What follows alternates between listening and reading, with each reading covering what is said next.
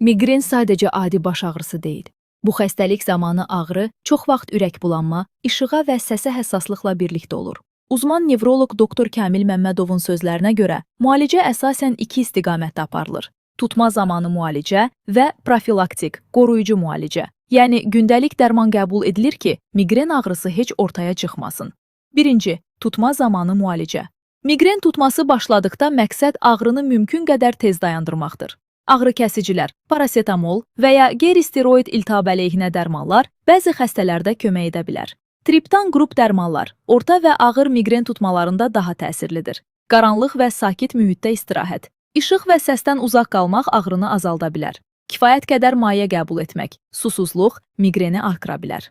2. Profilaktik, qoruyucu müalicə.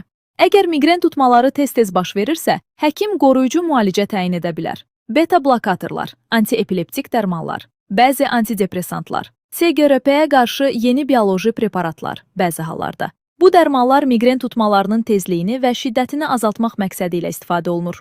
3. Həyat tərzi dəyişiklikləri. Uzman nevroloq doktor Kamil Məmmədov deyir ki, miqren müalicəsində həyat tərzi də çox vacibdir. Müntəzəm yuxu rejimi, stresin azaldılması, uzun müddət ac qalmamaq, miqreni artıran qidalardan uzaq durmaq, məsələn, bəzi pendirlər, alkoqol, həddindən artıq kofein.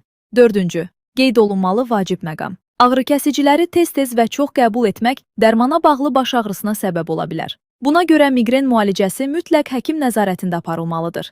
Uzman nevroloq doktor Kamil Məmmədov.